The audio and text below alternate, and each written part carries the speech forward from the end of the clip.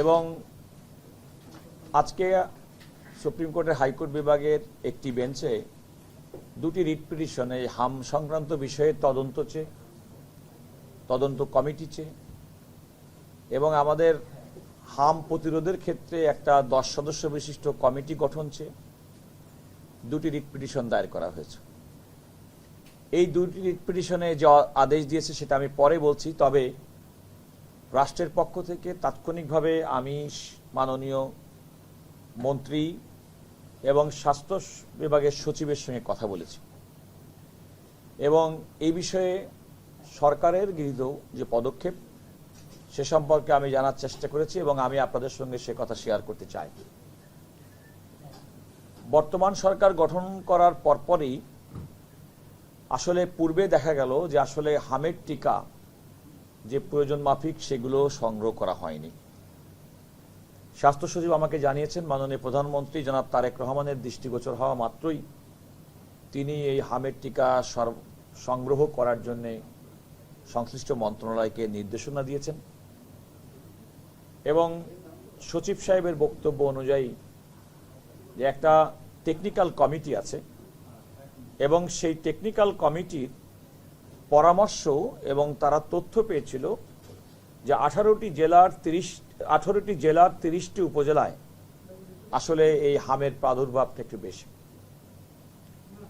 তাৎক্ষণিকভাবে এই সমস্ত বিষয়গুলো এই জেলাগুলো এবং উপজেলাগুলোকে আইডেন্টিফাই করে ভ্যাকসিন তো রাতারাতি সংগ্রহ করা যায় না, কিন্তু সরকার বিষয়ের গুরুত্ব বিবেচনা করে প্রচলিত পদ্ধতিতে দরপত্র আহ্বান না করে সরাসরি গ্যাবি ইউরোপ ভিত্তিক তাদের মাধ্যমে সরাসরি 600 কোটি টাকা ব্যয়ে ইউনিসেফের সহায়তায় হামের টিকা সংগ্রহ করেছেন এবং 5 এপ্রিল 18টি জেলার অন্তর্গত এবং জেলা সদর সহ 30টি উপজেলায় হামের প্রথম ডোজ তারা দিয়েছেন এবং পরবর্তীতে 12 তারিখে ঢাকা দুটি সিটি কর্পোরেশন উত্তর এবং দক্ষিণ, বরিশাল এবং ময়মনসিংহেও দ্বিতীয়বার হামের টিকা প্রদান করা হয়েছে এবং সরকারের সর্বশেষ যে তথ্য অনুযায়ী তিনি আমাকে যেটা বলেছেন, এই হামের টিকাগুলো দেওয়ার পরিপ্রেক্ষিতে যে ডেভেলপমেন্ট হয়েছে শিশুদের মধ্যে তার পরিমাণ প্রায় 95% উপরে এবং উনি বলেছেন যে আসলে হামের যে টিকার যে উপসর্গ, হামের উপসর্গ থাকে মাত্র 4 দিন, কিন্তু হামের উপসর্গ থেকে অন্য ভেরিয়েশন নানা রকম নিউমোনিয়ায় শিশুরা আক্রান্ত হচ্ছেন। সে বিষয়টি বিবেচনায় নিয়ে মন্ত্রণালয়ের পক্ষ থেকে সরকারের পক্ষ থেকে যেমন টেকনিক্যাল কমিটির সুপারিশ মোতাবেক তারা কাজ করছেন, এর বাইরেও শিশুদের বিষয়ে 10 জন বাংলাদেশের প্রখ্যাত শিশু বিশেষজ্ঞকে নিয়ে স্বাস্থ্যমন্ত্রী, প্রতিমন্ত্রী, সচিব সহ তাদের পরামর্শ গ্রহণ করেছেন যে শিশুদের সুরক্ষার জন্য আর কি করা প্রয়োজনীয়। আমাকে সরকারের পক্ষ থেকে সচিব সাহেব জানিয়েছেন যে UNICEF, world health organization, Gavi এবং অন্যান্য আন্তর্জাতিক সংস্থার সঙ্গে শুধুমাত্র দেশীয় টেকনিক্যাল কমিটি না, আন্তর্জাতিক বিশেষজ্ঞদের পরামর্শ মোতাবেক সরকার হামের প্রাদুর্ভাব যেটা হয়েছে সেটাকে কমিয়ে আনা, নির্মূল করা এবং ভবিষ্যতের ক্ষেত্রে ধরনের কোনো পরিস্থিতি তৈরি না হয় অন্তত কোনো টিকা সংকটের কারণে, সে ব্যাপারে সরকার প্রয়োজনীয় ব্যবস্থা গ্রহণ করেছেন। সরকারের পক্ষ থেকে সচিব সাহেব আমাকে আরও জানিয়েছেন যে শিশু বিশেষজ্ঞদের যে দলটি সঙ্গে ওনারা বৈঠক করেছেন এবং তাদের সঙ্গে তারা কনস্ট্যান্ট যোগাযোগ রাখছেন এবং এ পর্যন্ত হামের প্রাদুর্ভাবের যে হয়েছিল এবং তার যে প্রকোপ তা থেকে তারা 95% পর্যন্ত সফলতা অর্জন করতে পেরেছেন এটা নিয়ন্ত্রণ করার ক্ষেত্রে। এখানে দুইটি বিষয় আপনারা জানেন যে রিট পিটিশন যেটি করা হয়েছিল, সুপ্রিম কোর্টের একজন আইনজীবী ব্যারিস্টার এম আশরাফুল ইসলাম তিনি একটি রিট পিটিশন করে বলেছেন যে কেন আমাদের দেশে যে একটি আইন আছে কমিশন অফ ইনকোয়ারি অ্যাক্ট, সেই তার ধারা 3 অনুযায়ী কেন একটা কমিশন গঠন করা হবে না, এই মর্মে তিনি একটা রুল চেয়েছেন। তিনি যদিও এই মামলার প্রেয়ারে পূর্ববর্তী সরকার প্রধানের নাম উল্লেখ করে রুল চেয়েছিলেন, কিন্তু পরবর্তীতে তিনি সেখান থেকে সরে এসে শুধু এইটুকু পর্যন্ত রুল ইস্যু করেছেন। রাষ্ট্রের পক্ষে আমি অ্যাটর্নি জেনারেল হিসেবে আমাদের আইন কর্মকর্তা যারা সেখানে উপস্থিত ছিলেন। এটা হচ্ছে প্রথম মামলাটি। দ্বিতীয় মামলাটি হচ্ছে law and life foundation trust, যেটার অনেকগুলো প্রেয়ার এই মামলার আনা হয়েছিল। বাট আমি আদালতকে বলেছি যে আমাদের দেশের আদালত এমন কোনো আদেশ দিবেন না যে আদেশটা কার্যকর হবেন না। সুতরাং আপনি খেয়াল করে দেখুন, তারা এমন আদেশ চেয়েছেন যেগুলো হয়তো বহু আন্তর্জাতিক সংস্থা, আন্তর্জাতিক ব্যক্তিকেও ইনভলভ করে। আমি বলেছি সেটা সম্ভব নয়। আদালত সেক্ষেত্রে দুটি বিষয়ে বিবেচনায় নিয়ে রুল ইস্যু করেছেন। একটি হচ্ছে যে এই হামের কারণে, টিকার অভাবে যে 343 জন শিশু মৃত্যুবরণ করেছেন বলে পত্রিকায় সংবাদ প্রকাশিত হয়েছে, তাদের পরিবারকে কেন পর্যাপ্ত ক্ষতিপূরণ প্রদান করা হবে না। উনি একটা নির্দিষ্ট অঙ্কের কথা লিখেছিলেন, কিন্তু পরবর্তীতে আদালত বলেছেন যে কেন পর্যাপ্ত ক্ষতিপূরণ দেওয়া হবে না। যদি প্রমাণিত হয় কারো কোনো নেগলিজেন্স, কারো অবহেলা কিংবা কোনো অকার্যকর পদক্ষেপ গ্রহণের কারণে এই পরিস্থিতির সৃষ্টি হয়েছে, এটি একটি।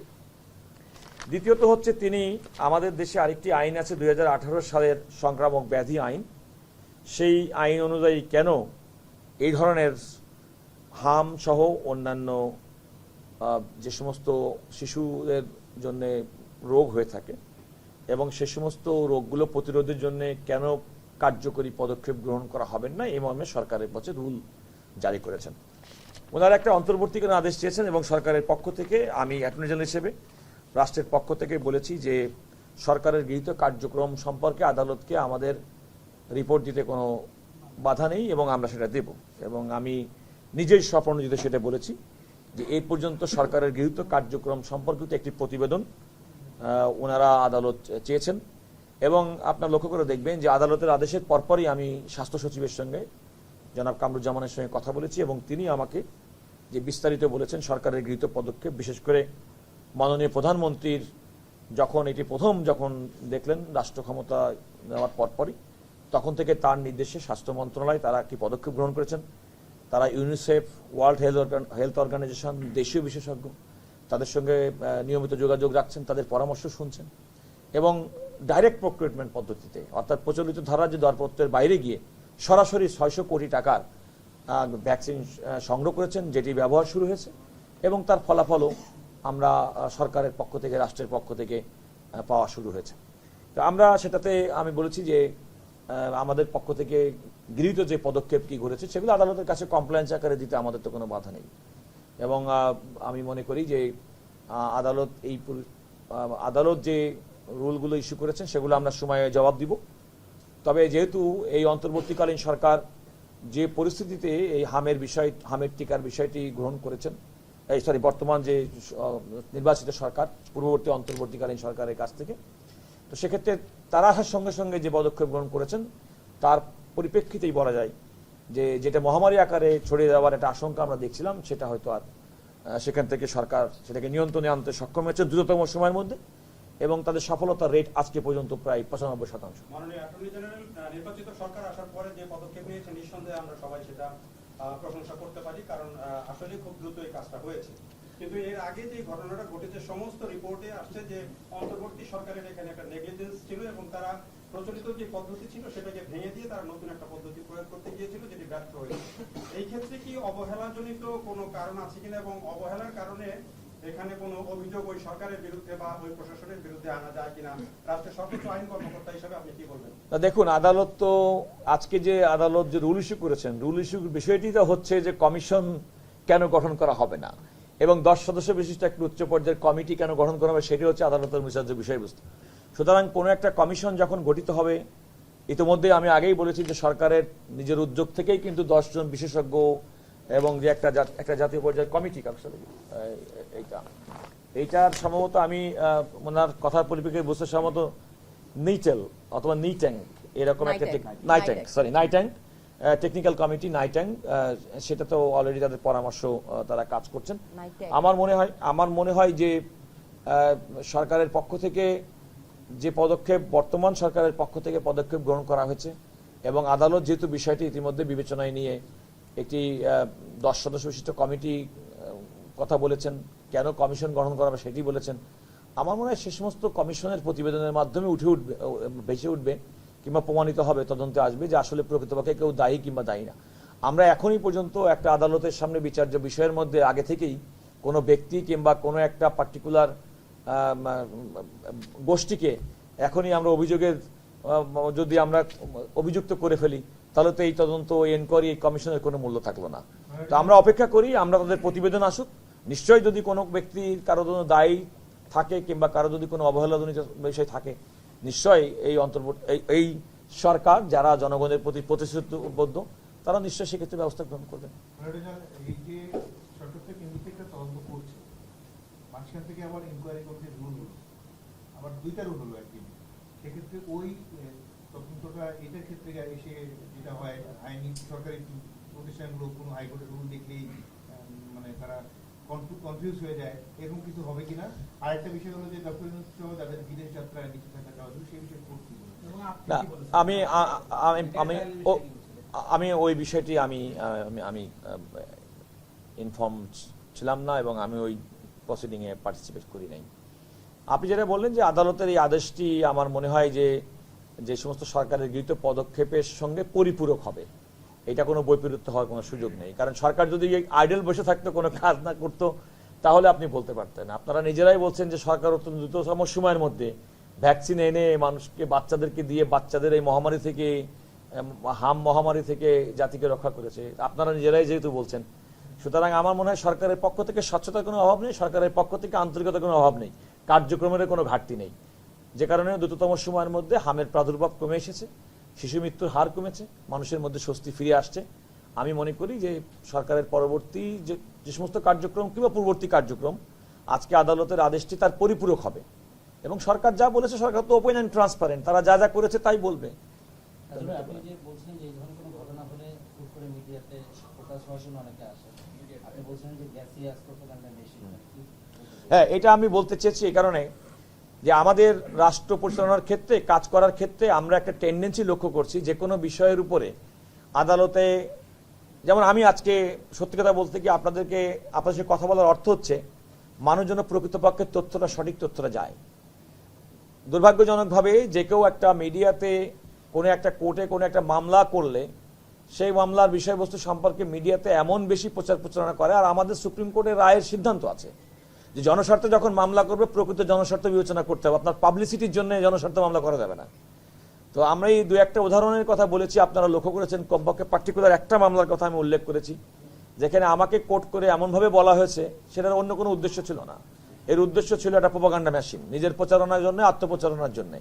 সুতরাং আত্মপ্রচারণার জন্য যারা জনস্বার্থকে ঢাল হিসেবে ব্যবহার করবেন, আমার বিরোধিতা ছিল তাদের বিরুদ্ধে। যারা প্রকৃতপক্ষে জনগণের জন্য, জনকল্যাণের জন্য, জনস্বার্থে মামলা নিয়ে আসবেন, তাদেরকে আমরা ওয়েলকাম করব। কিন্তু জনস্বার্থ মামলার নামে যারা প্রোপাগান্ডা মেশিন, নিচের প্রচারণার জন্য, নিজের ব্যক্তি এবং সংগঠনের প্রচারণার জন্য, প্রসারণের জন্য যারা কাজ করবেন, তাদের বিরুদ্ধে আমাদের প্রতিবাদ থাকবেই সবসময়। সদস্য যে কমিটি, ওখানে তো তারা ইউনিসেফ, তারপরে WHO চেয়েছে, আপনি বলছেন যে হাইকোর্ট তাদেরকে এটা ইয়ে করতে পারে। আমি এই কথাটি বলেছি এই কারণে, দেখুন বিদেশি এন্টিটি, একটা রাষ্ট্র, হাইকোর্টের কোনো আমাদের যে জুরিডিকশনের কোশ্চেন, অর্থাৎ তিনি যে আদেশটি দিবেন, আমরা তো চাইবো যে আদালতে যে কোনো আদেশ অত্যন্ত কার্যকর হোক। তো আপনি একটা ফরেন এন্টিটির উপর বাংলাদেশের কোনো আদালত এইভাবে তাদেরকে নির্দেশনা দিতে পারেন কিনা যে আপনি দেশের মধ্যে, এই দেশের মধ্যে এই কাজটি করবে, আপনি সেখানে অন্তর্ভুক্ত হন। আমার বক্তব্যটা ছিল ওখানে রাষ্ট্র একটা প্রতিষ্ঠানের কাজ চাইতে পারে। যেমন আমি আগেই বলেছি যে সরকার কাজ করছে ওয়ার্ল্ড হেলথ অর্গানাইজেশনের সঙ্গে, সরকার কাজ করছে ইউনিসেফের সঙ্গে, এটা সরকার টু সরকার, রাষ্ট্র থেকে রাষ্ট্রের সঙ্গে সম্পর্ক। কিন্তু আদালত একটা বিদেশি এন্টিটিকে এই ধরনের নির্দেশনা দিতে পারেন না, এইটাই ছিল আমার মূল বক্তব্য।